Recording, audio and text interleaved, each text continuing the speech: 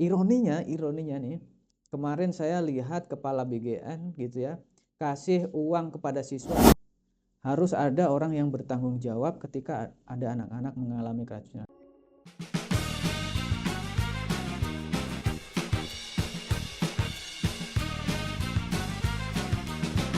Kawan-kawan semua, balik lagi di Parlemen Watch Podcast sama aku Jasmine. Nah, kali ini aku gak sendiri ya, tapi ditemenin sama uh, temen ngobrol di siang kali ini ada Mas Mukhlisin dari Yayasan Cahaya Guru. Halo Mas, apa Halo, kabar? baik Alhamdulillah Mbak Yasmin. Alhamdulillah. Kalau akhir-akhir ini di Yayasan Cahaya Guru kegiatannya apa aja Mas?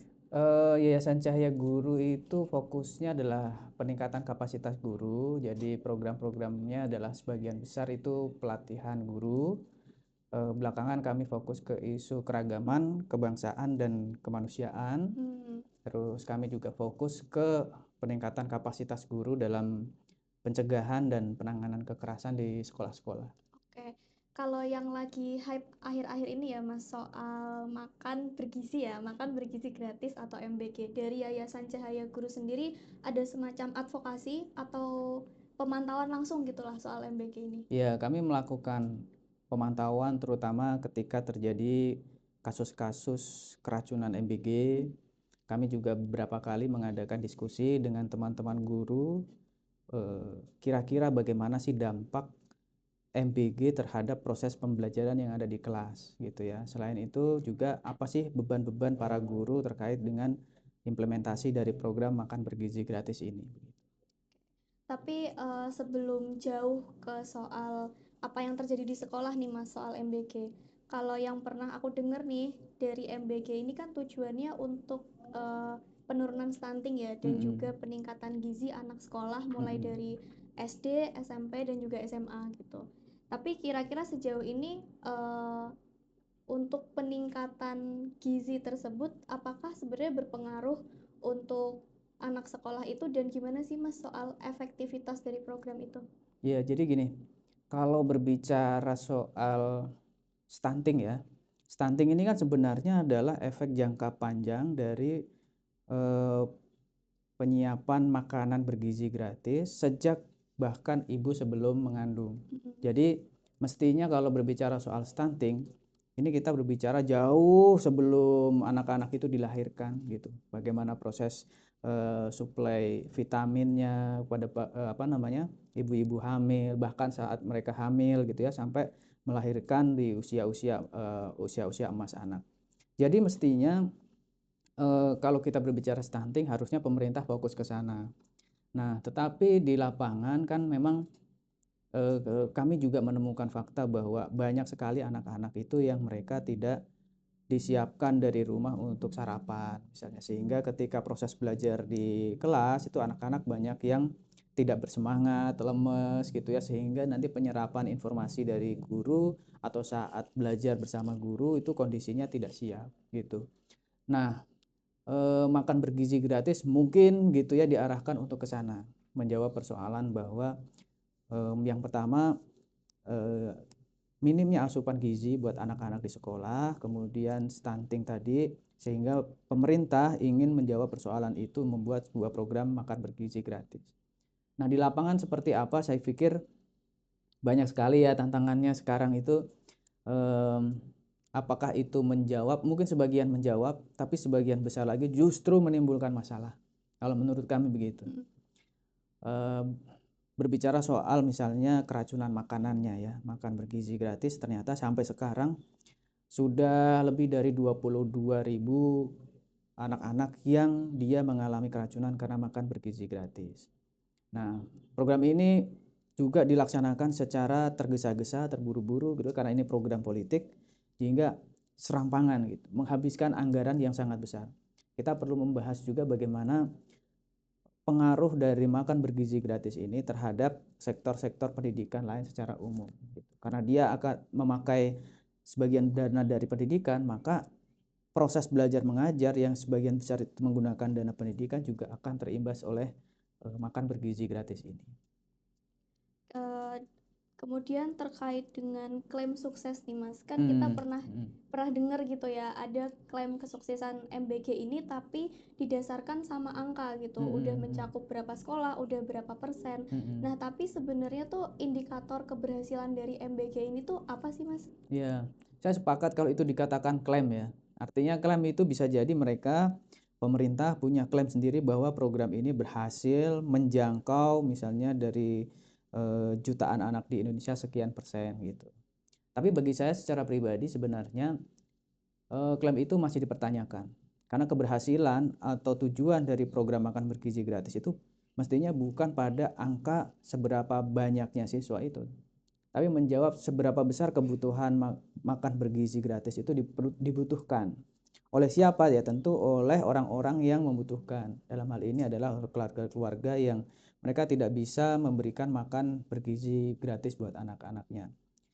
Jadi salah satu problem utama yang kami soroti itu adalah ketidaktepatan program makan bergizi gratis ini kepada diarahkan kepada semua anak-anak. Nah, program ini menjadi menyamaratakan kebutuhan semua anak di Indonesia, gitu ya. Dengan demikian maka efisiensi dari anggaran MBG ini juga akan semakin besar, semakin melebar dan semakin membutuhkan dana yang besar. Nah, beda misalnya kalau dari awal pemerintah melakukan pemetaan mana daerah-daerah yang membutuhkan makan bergizi gratis, mana yang tidak. Dan kebutuhan itu disesuaikan juga dengan keragaman dari masing-masing daerah, keragaman dari masing-masing anak. Saya membayangkan juga tentu dari sekian jutaan anak di Indonesia ini tidak bisa misalnya ada yang makan protein misalnya ya, tidak bisa minum susu gitu. Jadi harus disesuaikan dengan kondisi anak-anaknya, kondisi masyarakat lokalnya di sekitar situ juga. Ada beberapa hal lucu misalnya ya di Papua. Masa dikasih makanan burger misalnya. Oh ya, Nah, slice daging gitu ya. slice daging misalnya. Ini kan justru akan menyalahi kodrat dari anak-anak yang ada di Papua itu sendiri gitu. Mereka hidup di lingkungan yang kaya dengan misalnya ubi-ubian, terus kemudian macam-macam ya hasil alam gitu. Tapi mereka malah justru dipaksa untuk makan burger, slice daging dan lain sebagainya. Ini menurut saya ya, menyalahi kodrat dari anak-anak yang ada di sana gitu. Kemudian selanjutnya adalah inefisiensi anggaran ya. Jadi MBG ini kita tahu satu hari itu menelan 1 triliun, ya kan?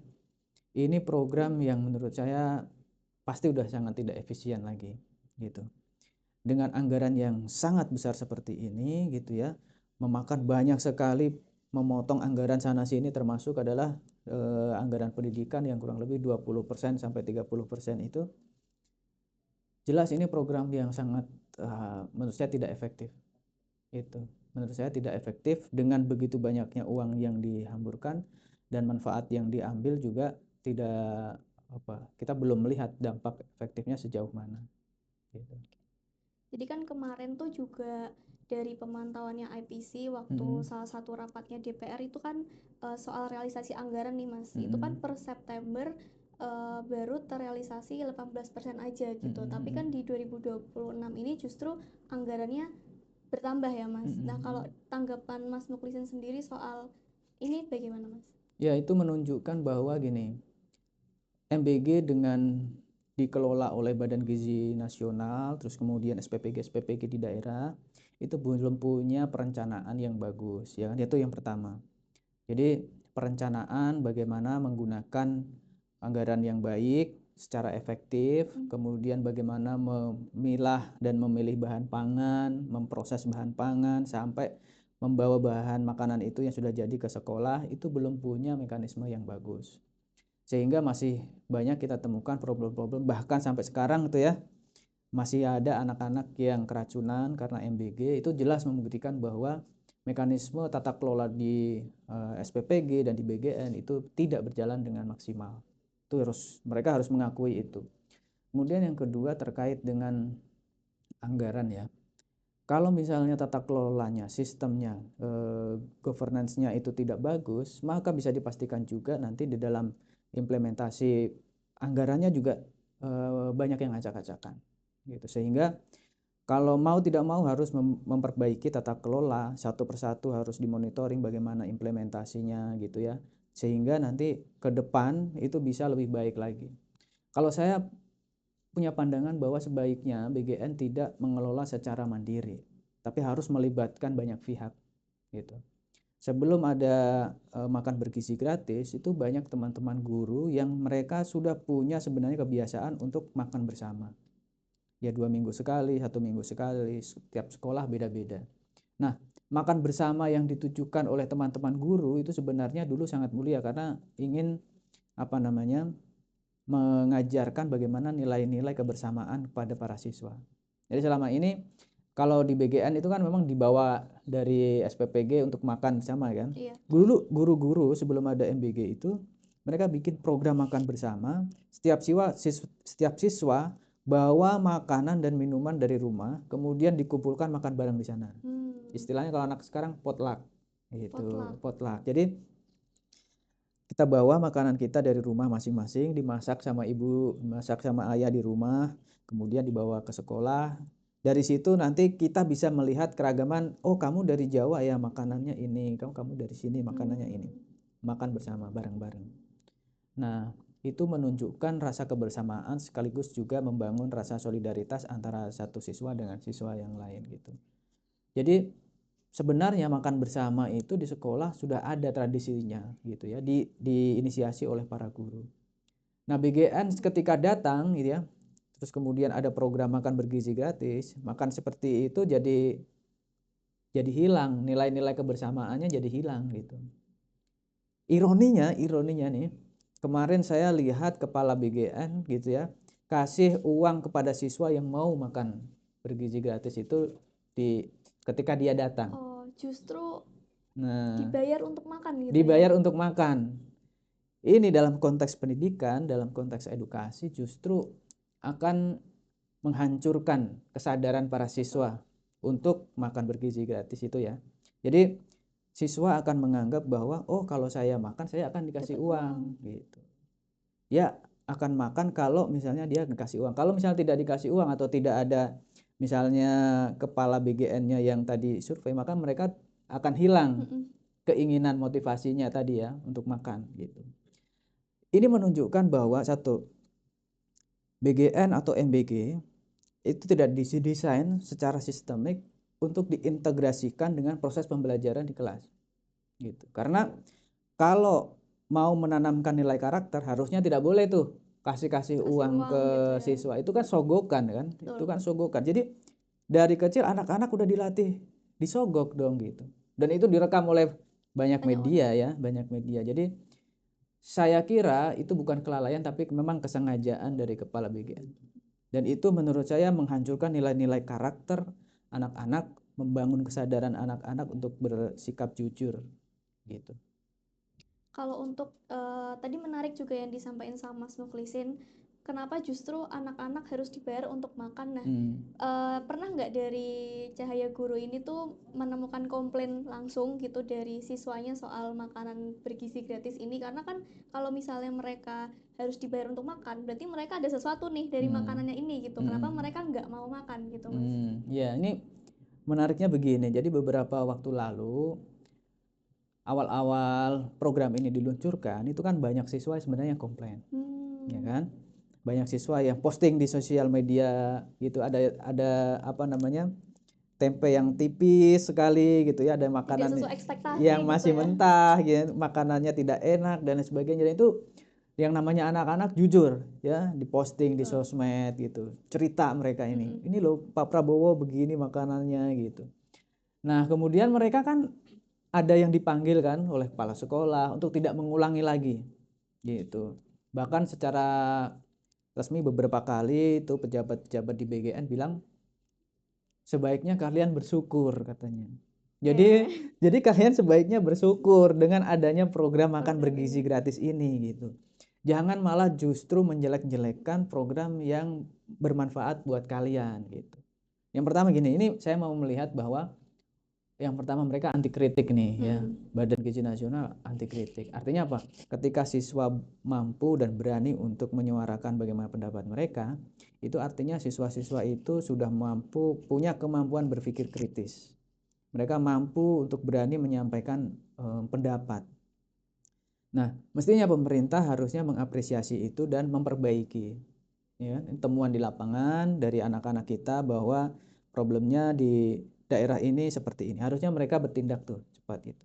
Bukan malah antipati terhadap kritik yang muncul dari anak-anak gitu ya.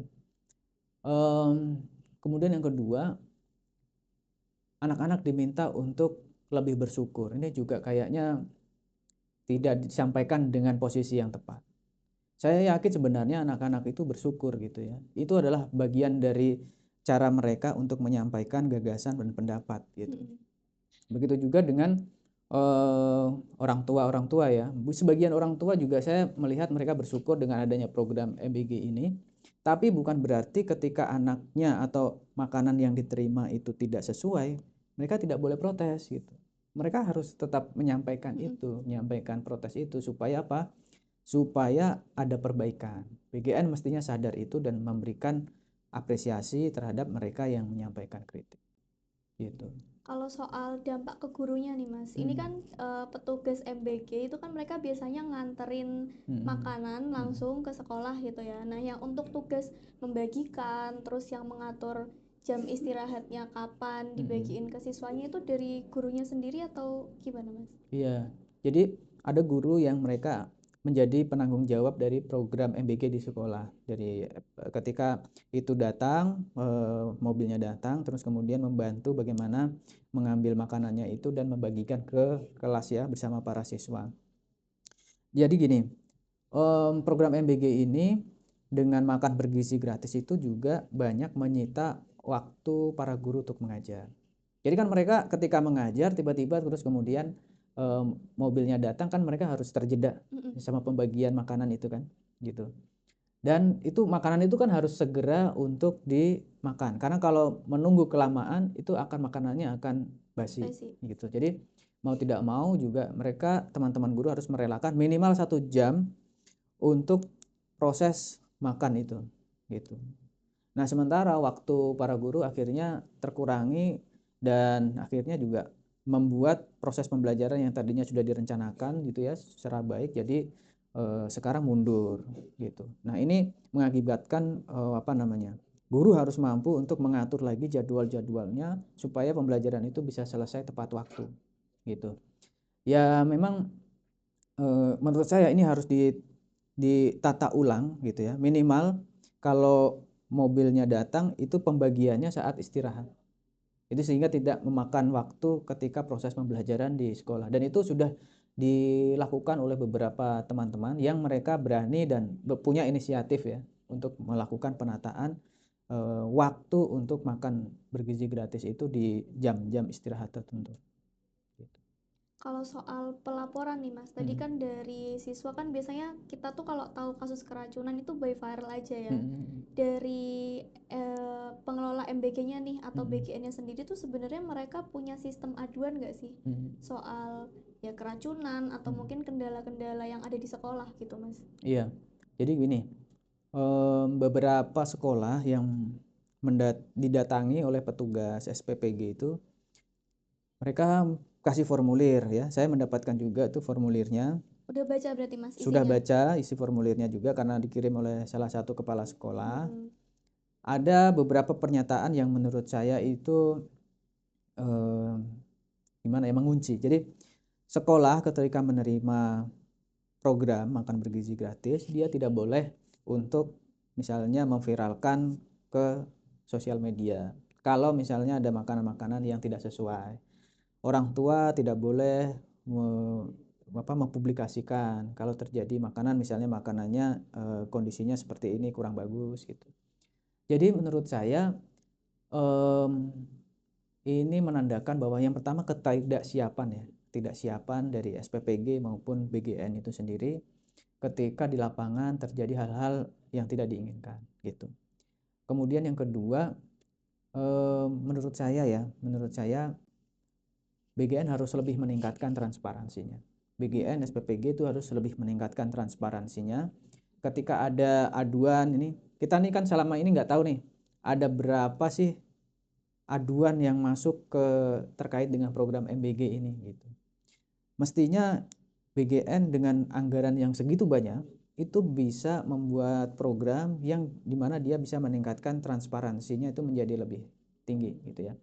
Berapa jumlah korban keracunan misalnya di daerah mana saja, apa penyebabnya gitu ya. Dan yang terpenting adalah apakah BGN itu sudah mengambil tindakan antisipatif supaya tidak terulang kembali gitu. Publik berhak tahu nih gitu ya. Berdasarkan undang-undang keterbukaan informasi publik, publik bisa meminta BGN sebagai badan publik untuk menyediakan Data informasi soal itu. Jadi ada informasi yang sedia kala, terus ada informasi yang dibutuhkan setiap saat gitu ya, macam-macam itu mestinya harus ada mekanismenya gitu. Dan saya cek memang sudah ada gitu ya di websitenya BGN, cuma nanti perlu ditingkatkan lagi bagaimana ke depan itu supaya bisa berjalan lebih efektif gitu.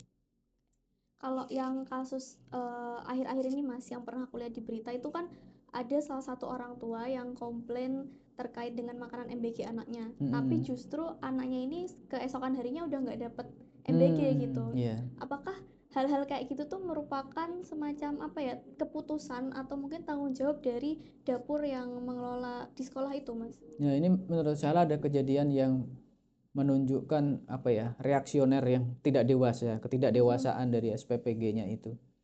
Jadi ini lagi-lagi mereka SPPG tidak siap untuk menerima kritikan dari masyarakat, dari orang tua.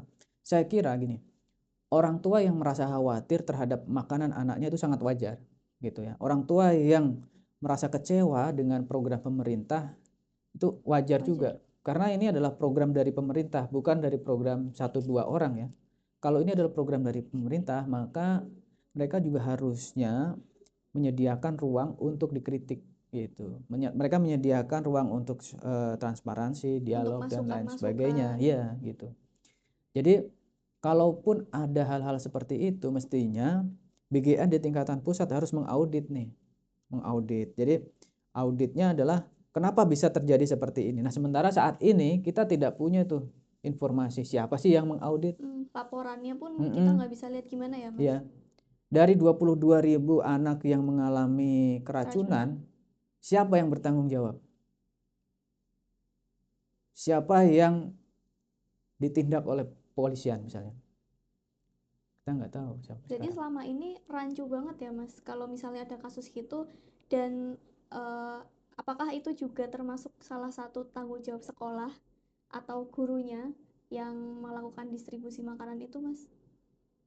Saya nggak mau membebankan persoalan ini pada guru. Guru sudah banyak dengan problem-problem yang mereka hadapi sekarang ya. Mulai dari gajinya yang sangat rendah, beban administrasi yang tinggi, ditambah lagi dengan program makan bergizi gratis. Yang pertama yang harus bertanggung jawab adalah BGN-nya sebagai pengelola program, pengelola anggaran. Kalaupun misalnya dari sampai sekarang ya 22.000 sekian orang keracunan itu, mestinya pemimpinnya harus bilang bahwa saya minta maaf, saya akan menindaklanjuti, saya akan misalnya memecat SPPG yang bersangkutan atau menutup SPPG yang bersangkutan. Harus ada orang yang bertanggung jawab ketika ada anak-anak mengalami keracunan. Kita tidak ingin misalnya ada korban jiwa yang akibat dari makan bergizi gratis ini dan kita begitu saja melupakan, tidak ada pertanggungjawaban dari negara. Gitu. Jadi negara harus bisa memastikan bahwa ini pertama uang dari negara, uang dari pajak masyarakat harus digunakan secara adil, transparan, ya kan? Kemudian menjamin keamanan dan kesehatan dari makanan itu. Kalaupun ada penyelewengan, kalaupun ada tindakan-tindakan yang menyebabkan orang itu menjadi terluka, itu adalah bagian dari pelanggaran HAM saya pikir, dan negara harus wajib untuk mengusut itu supaya tidak berulang lagi. Gitu. Ini kan juga banyak laporan ya Mas di DPR juga gitu loh soal keracunan ini. Kalau dari Mas Muklisin sendiri nih atau di Cahaya Guru sebelumnya udah pernahkah diundang ke DPR soal ya rapat dengar pendapat gitu terkait dengan kasus-kasus MBG? Kami pernah RDPU dengan Komisi 10 ya, tapi terkait dengan sistem pendidikan Pendidikan. ya. Jadi tidak terkait dengan MBG secara spesifik karena MBG ini ternyata berada di komisi yang lain gitu ya. Dan menurut saya buat orang-orang anggota dewan yang sangat terhormat ini di DPR harus lebih memperkuat bagaimana mekanisme kontrol dan pengawasan terhadap program makan bergizi gratis. Sejauh ini rapat-rapat itu terkesan hanya memenuhi kewajiban dan tidak secara langsung menjawab persoalan yang ada di lapangan gitu. Mestinya DPR harus lebih menunjukkan tajinya bahwa di lapangannya ada problem seperti ini, tolong BGN perbaiki, jangan sampai terulang lagi gitu ya. Memastikan bahwa makanan itu harus aman, makanan itu harus bergizi. Berarti kalau dari pandangan Mas Muklisin sendiri nih, posisinya DPR soal banyaknya kasus-kasus MBG sebenarnya nggak cuma keracunan ya Mas, tapi kan banyak banget kayak kurang higienis juga dapurnya, terus sertifikat dan lain-lain. Nah, posisinya DPR nih menurut Mas Muklisin gimana? Menurut saya lemah. DPR terus terang posisinya lemah, tidak memberikan kontribusi yang nyata buat masyarakat ya, memberikan perlindungan kepada masyarakat terkait dengan program MBG ini. Kita sebenarnya sangat berharap kepada Bapak Ibu yang ada di DPR untuk meminta BGN supaya menjamin bahwa BGN ini menggunakan dana yang sangat besar, 1 triliun per hari, 235 triliun selama 1 tahun, itu tolong pakai anggaran itu dengan sebaik-baiknya gitu ya. Karena itu sudah memakan banyak sekali anggaran, termasuk anggaran pendidikan yang harusnya bisa dipakai untuk menggaji guru honorer, tapi dipakai untuk makanan bergizi di seluruh Indonesia. Kalau pada akhirnya anak-anak kita makan makanan itu dan beracun gitu ya, kemudian sampai ada yang dibawa ke rumah sakit dan lain sebagainya, itu adalah salah satu pengkhianatan terhadap anggaran masyarakat. Kalau soal nilai nih Mas, nilai 1 sampai 10 lah ya dari pengawasan DPR ini tuh mau dinilai berapa Mas? Karena kan kemarin itu kan dari laporan pemantauan juga pemantauan DPR sendiri kasus keracunan ini tuh ada sekitar hanya 41 kasus ya 5 ribuan korban. Tapi dari pemantauan masyarakat sipil itu kan tadi Mas Muklisin bilang udah 22.000 ya Mas. Nah itu kalau soal rate pengawasan DPR ini gimana Mas? Ya, saya mengikuti juga beberapa diskusi Komisi 9 dengan BGN ya. Ada beberapa anggota dewan yang mengkritisi, termasuk adalah membandingkan antara gaji SPPG, pegawai SPPG dengan gaji guru-guru honorer. Saya kira menurut saya itu adalah salah satu aspirasi yang bagus dari masyarakat dan disampaikan kepada DPR. Jadi kalau diminta untuk kasih nilai, saya pikir karena masih ada anggota dewan yang bagus menyuarakan, yang mengkritisi juga gitu ya. Saya kasih dari angka 1 sampai 10, 3. Itu KKM aja kayaknya nggak masuk ya Mas? Iya, karena kan sekian banyak tuh ya anggota dewannya, tapi yang ngomong itu mungkin 2-3 orang aja. Hanya Gitu. sebagian kecil gitu ya Hanya yang sebagian mengkritisi kecil. soal itu. Betul. Kalau dari banyaknya kasus tadi ada masukan nggak buat pemerintah dulu ya Mas? Buat pemerintah kira-kira hal apa sih yang perlu jadi concern mereka gitu dari banyaknya masalah MBG ini? Iya, pemerintah yang pertama ya harus memastikan bahwa mekanisme dari makan bergizi gratis ini berjalan dengan baik. SOP-nya berjalan dengan baik. Kemudian SPPG-nya harus menjamin bahwa SPPG-nya bersih, menggunakan bahan-bahan yang aman, menggunakan benar-benar ya menggunakan bahan-bahan yang bergizi. Jadi tidak menggunakan bahan-bahan yang fast food ya, yang cepat saji dan lain sebagainya. Kemudian yang kedua adalah governance-nya, tata kelolanya itu harus lebih baik lagi gitu. Jadi tidak sekedar ini dananya ada dihabiskan untuk seluruh rakyat Indonesia, tidak. Jadi yang penting adalah bagaimana pertama menjamin gizinya itu baik ya, kemudian tata kelolanya bersih dan lain sebagainya. Dan yang keempat itu adalah transparansi dan kolaborasinya juga harus lebih ditingkatkan. Saya yakin sebenarnya niat pemerintah baik, tetapi kalau dikerjakan sendiri oleh pemerintah itu tidak akan berhasil secara maksimal.